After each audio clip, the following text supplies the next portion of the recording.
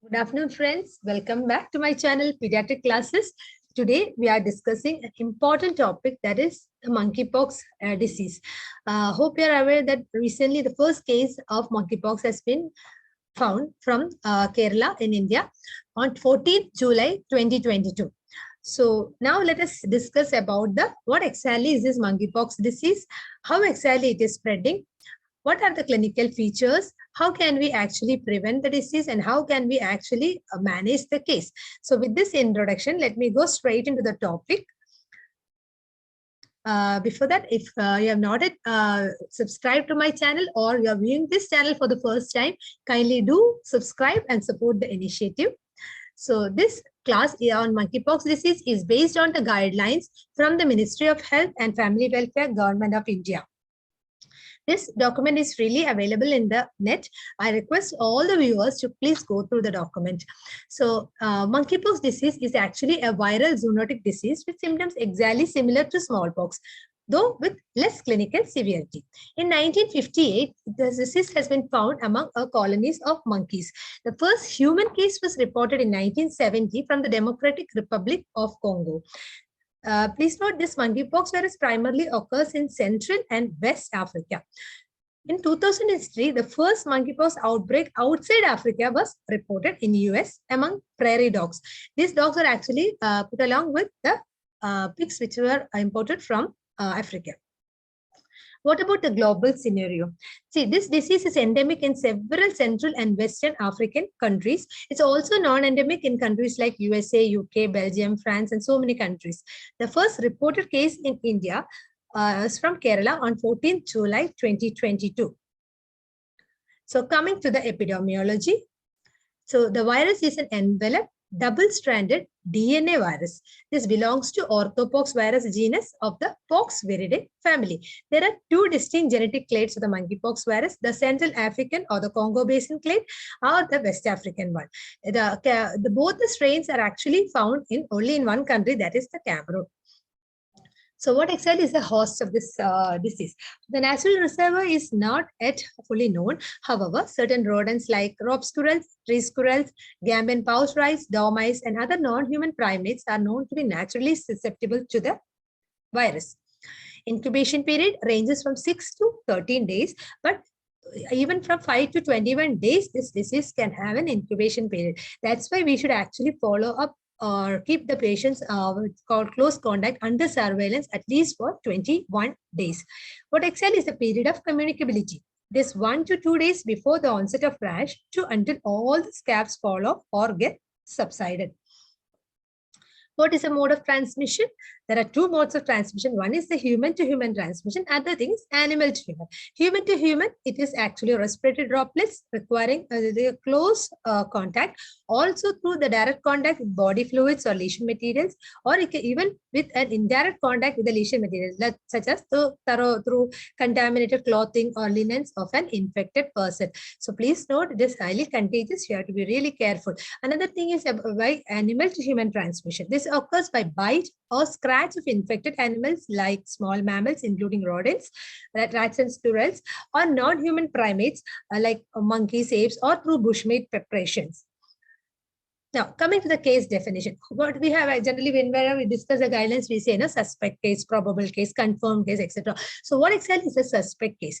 A person of any age having history of travel to affected countries within last 21 days, presenting with an unexplained acute rash and one or more of the following signs and symptoms like swollen lymph nodes, fever, headache, body aches, or profound weakness are supposedly to be a suspect case.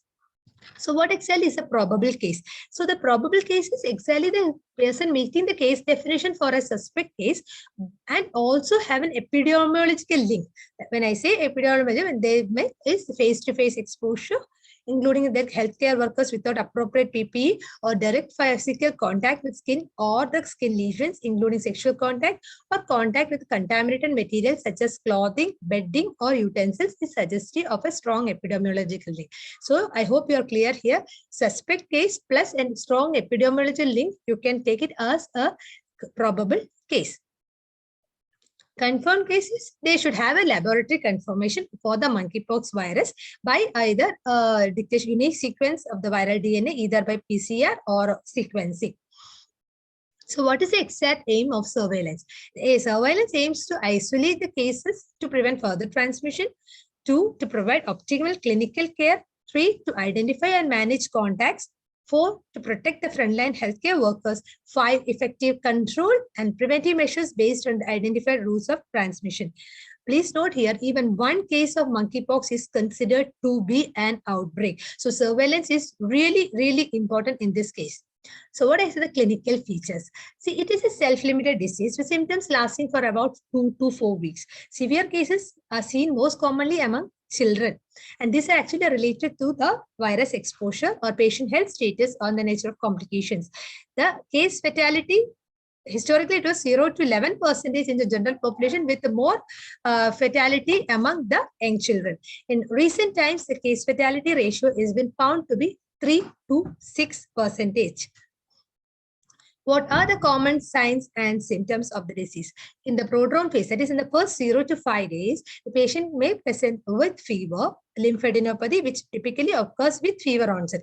It may be preauricular, axillary, cervical, inguinal, either unilateral or bilateral. Patient may have headache, muscle aches, exhaustion, chills and or sweats, sore throat and cough. So please note here, the other things are like URI things, but then here a viral fever also may have everything. But you see here the lymphadenopathy. Please note, if a patient presents with typical symptoms, in this symptoms can be there in the prodromal phase of monkeypox. What about the skin involvement of the rash? This usually begins 1 to 3 days of fever onset. I told lymphadenopathy starts with the fever onset. Rash begins 1 to 3 days fever onset. It lasts around 2 to 4 weeks. See, these lesions are deep-seated, well circumscribed, and often develop complications. See here, I have put a diagram of it here. The lesions are often described as painful until the healing phase, when they become itchy in the crust stage. The total lesion burden may vary from, at the apex of the infection, it can be up to 500 or more than 500, or it may be just slight less than 25. Depends, or changes from patient to patient. What are the stages of rash? So first, it will be in anther. First, lesions occur in the tongue and mouth areas. Macules starting from the face spreads to arms, legs, palms, and so on. So it is actually a centrifugal distribution which happens within a day. The rash goes through different phases like macular, papular, vesicular, pustular phases, and the classic lesion is the vesicular pustular lesions. Involvement of the area. Which areas are most commonly involved? The first is the face. Most commonly involved areas face, 98% of the patients. Palms and soles are involved in 95% cases. Oral mucosal membrane in 70%, genitalia in 28%, conjunctiva in 20%. Generally, the skin lesions are more apparent on the limbs and face than on the trunk. So here, the gist of it is, you have to know that it starts, it may have a lesion in the mouth. It starts from the face and spreads centrifugally. A notable prediction for palms and soles is a characteristic of monkeypox disease. See these lesions. This is actual progression of lesion. Thirdly, it progresses to papules. Then after some time, by 4th, 5th day, it will become vesicular type. 6th to 7th day, it become pustular, sharp raised, filled with opaque fluid, firm and deep-seated. It may umbilicate or become confluent too. By the end of 2nd week, they dry up and crust. Scabs will remain for a week before falling off. See how this diagram is there. So this lesions heals. How does it heal? With hyperpigmented atrophic scars or hypopigmented atrophic scars, or like Apache alopecia, hypertrophic skin scarring, contracture or deformity of facial muscles following the healing of ulcerated facial lesions. Monkeypox chiefly occurs in communities where there is often a high background of prevalence of malnutrition, parasitic infections, and other significant health compromising conditions, any of which could impact the prognosis of a patient with MPX. So this nutrition status is really important, and also in a place like India where we have a high prevalence of malnutrition, we have to be really careful when an outbreak occurs. So what are the differential diagnoses? One is varicella, chickenpox, disseminated herpes zoster, disseminated herpes simplex, measles, chancroid, secondary syphilis, hand, foot, mouth disease, infectious mononucleosis, molluscum contagiosum, etc. What are the complications? Complications can range from secondary infections of the rash or to pneumonia, sepsis, encephalitis, and if the rash which is actually happening or the skin, the lesions which are there in the conjunctiva cornea, it can actually go and involve cornea and may lead on to loss of vision. So these are the complications of MPX. Diagnosis. First, please note that a PP is required for handling the clinical specimen. We have to be really careful because it is a contagious disease. So how exactly this clinical samples to be collected, where exactly it is to be collected, and where to be sent? These samples are actually to be sent to the NIV Pune, the traveler or from outbreak or endemic region or from community transmission. If it is the person is asymptomatic, we will observe for the development of any signs or symptoms for 21 days post-exposure. If the signs and symptoms develop, immediately collect the specimens as per the duration of illness mentioned below. What about this symptomatic patients? That we actually get it in the rash phase. Please note here, whenever the patient is having rash, along with the specimens, we have to actually send the image of the rash also. So please note that point along with the case record form to NIV. So in the rash phase, there are different places we are collecting. If a lesion is from roof, we have to collect a scalpel or plastic scraper collected in a plain tube. If it's a lesion fluid, to be collected with intradermal syringe. Lesion base scrapings to be done by sterile polyester swab collected in a plain tube. Lesion crust should be collected in a plain tube. And PS or OPS in dry plain tube without any bacterial medium or VTM, that is viral transport medium. The blood to be collected around 4 to 5 ml in SSGT tubes or also 2 to 3 ml in EDTA tubes.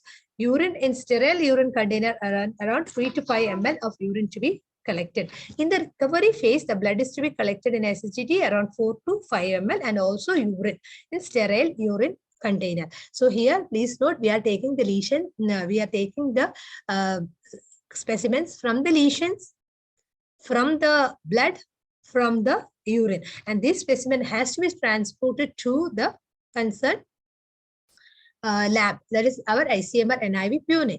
The clinical specimen should be transported to the Apex laboratory at NIV Pune through integrated disease surveillance program network of the respective district or state. For the confirmation of the, what do they do? On the suspect clinical specimen, first they will do a PCR for orthopox virus genus. It may include cowpox, it includes cowpox, buffalo pox, camel pox, monkeypox, everything. If the PCR is positive for the orthopox virus genus, what we do or what they do out there is they do monkeypox specific conventional PCR or real-time PCR. Okay, for the DNA of monkeypox. Additionally, virus isolation and next generation sequencing of the clinical sample, that is called minisec or NextSec, will be used for the characterization of the positive clinical specimen. There is a very good flowchart in the document. See here, it is a very nicely written clinical specimen. We are sending to NIV Pune. They do a PCR for orthopox genus. If the PCR for orthopox is positive, then we do a PCR specific for the monkeypox. Only if it is positive for orthopox viridae. So if the PCR is specific for monkeypox, then what do we do is, then we can actually report as positive for monkeypox, and then further gene and next generation sequencing can be done by NextGen or NextSec or minisec. If the PCR is negative, we will investigate for other causes. What is the management? There are certain principles of management, that is patient isolation. We have protection of compromised skin and mucous membranes. So here, please note, whenever the lesions are, try to make the patient wear a dress which is covering the lesions to avoid exposure risk. Then rehydration therapy and nutritional support has to be given to the patient. Symptoms, what are symptoms are there? Only all this are supportive treatment. The patient is having fever, treat the fever, treat the headache, and please look for complications and monitor them. If there is some complications arising, which I have told that the patient may develop pneumonia, may develop encephalitis or any corneal involvement, go and treat the complications too. So just a word about patient isolation. Here, the isolation area, patient to be kept in the isolation room at the hospital or home in separate room with separate ventilation. Patient to be worn a triple layer mask The skin lesion to be covered to the best extent possible by using long pants or sleeves to minimize the risk of contact with others. Isolation to be continued until all lesions have resolved and scabs have completely fallen off. So this is a very good diagram which is given in the document from Ministry of Health and Family Welfare. So component of management. First is protection of uncompromised skin and mucous membrane. So skin rash is there. What we can do? We can clean it with simple antiseptic. You can use a mupironic acid or a fusidin cream. Cover with light dressing if extensive lesions are present, but do not touch or scratch the lesions. In case of secondary infections, relevant systematic antibacterials can also be given. If there is a genital ulcer, sitz bath can be given. Oral ulcers can be treated with warm saline gargles or oral topical medicines to relieve the pain. And conjunctivitis, it is usually self-limiting, but if their symptoms are persisting or there is visual or pain is persisting, please take an ophthalmology consultation. What do we mean by rehydration therapy and nutritional support? This is because dehydration can occur in associated with poor appetite or nausea, vomiting, and diarrhea. So we have to encourage intake of ORS or oral fluids, IV fluids if required, indicated, and encourage nutritious and adequate diet. So, and coming to the other symptom alleviation, as I mentioned earlier, fever means you give tepid sponging and paracetamol SOS. And if there is itching or pruritus, topical calamine lotion or antihistamines can be given.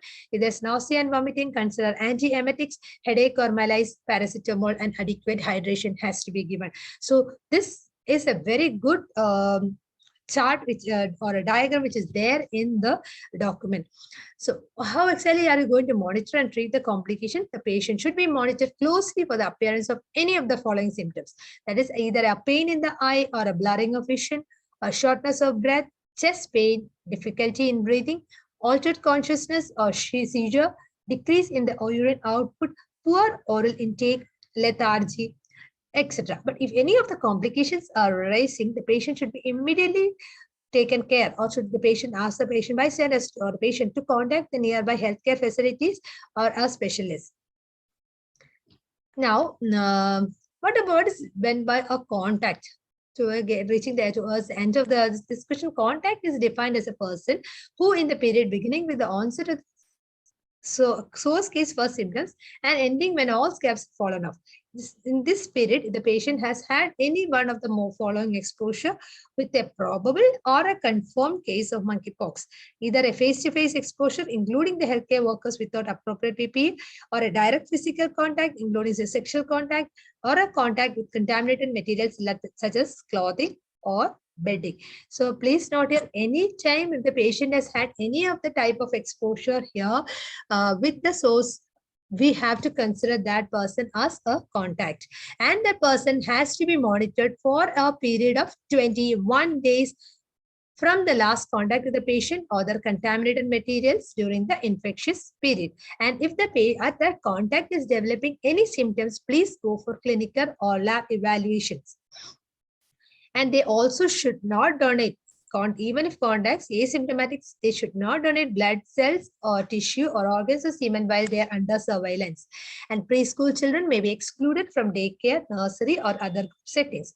Please note here, healthcare workers who have unprotected exposure to patients with monkeypox or possible contaminated materials, they do not need to be excluded from work if asymptomatic, but they should undergo active surveillance for symptoms of 21 days. That means even the exposure has happened, if the healthcare worker is asymptomatic, the person can come for work, but should be actively surveilled. Surveillance will be there for around 21 days. So how can we prevent the disease? So prevention is by avoid contact with any material such as bedding that has been in contact with the sick person, isolate the infected patients from others, practice good hygiene after contact with infected animals or humans. For example, washing your hands with soap and water or using an alcohol-based hand sanitizer can be done. So actually all these things, because of the recent COVID outbreaks that are happening in our country, and throughout world for the last 2 years, all of us will be practicing more this contact precautions, but this has to be continued. Use appropriate personal protective equipment while caring for patients. Duration of isolation procedures. The affected individuals should avoid close contact with immunocompromised persons and also pregnant women until all crusts are gone. Isolation procedures should be continued until all lesions have dissolved and a fresh layer of skin has formed. So you know, okay, the person becomes non-infectious only by the time the crusts are there gone and the new lesions have disappeared and all a fresh layer of skin has happened or formed over the lesions. Okay, so these are the advisories for international passengers. The travelers should avoid close contact with sick people, including those with skin lesions or genital lesions. They should avoid contact with dead or live wild animals such as small mammals, including rodents, rats or squirrels, or non-human primates such as monkeys or apes. They should avoid eating or preparing meat from wild game, that is bushmeat, or using products derived from wild animals from Africa, like some creams, lotions, powders, etc. They should avoid contact with contaminated materials used by sick people, such as clothing, bedding, or materials used in healthcare settings, or that have come into contact with infected animals. So these are the advisories for the international passengers. So in this document, we have actually discussed the references. I've already told guidelines for the management of monkeypox from the Ministry of Family Welfare, Government of India. More and more references may be coming up in the recently. Now I think we are expecting more references and more guidelines. So please go through this document, and it is freely available in the net. In this session, we have actually discussed the epidemiology, clinical features, what exactly is the diagnostic methodologies, and also the management of monkeypox infections. So with a big thanks from pediatric classes, we'll see for the next class, which is coming up soon. So please requesting all of you to please share and subscribe to the channel. Thank you so much and stay safe.